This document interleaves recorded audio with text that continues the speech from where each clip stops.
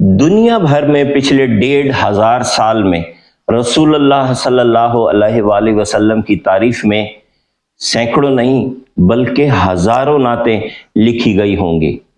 تو اگر میں آپ سے یہ کہوں کہ ان میں سے سب سے خوبصورت نعت کو سلیکٹ کریں تو دیٹ وڈ بی امپاسبل، لیکن میں اگر آپ کو یہ کہوں کہ ان میں سے سب سے زیادہ علمی، سب سے زیادہ فلسافیکل نعت کو سلیکٹ کریں تو یقین جانیے یہ کرنا قطعی مشکل نہیں ہے، کیونکہ وہ صرف ایک ہے، اور وہ ہے علامہ اقبال کی لوح بتو قلم بتو۔ اگر علامہ اقبال اپنی پوری شاعری نہ کرتے اور صرف یہ ایک نعت بھی لکھ دیتے نا تو یہ ان کو ہمیشہ زندہ و جاوید کر دیتی۔ اس کے صرف مطلع کے اندر یعنی پہلے شعر کے اندر ہی علامہ اقبال نے 4 کانسیپٹس ڈسکس کیے ہیں۔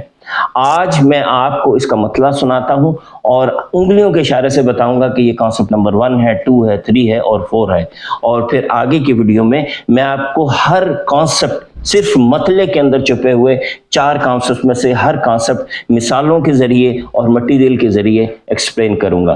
تو علامہ اقبال کہتے ہیں کہ لوح بتو قلم بتو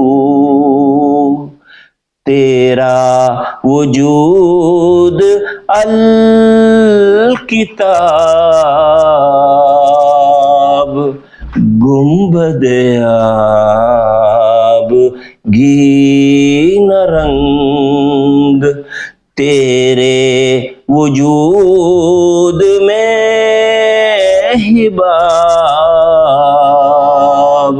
لوح بتو قلم بتو تیرا وجود الکتاب گنبد آب گین رنگ تیرے وجود میں حباب۔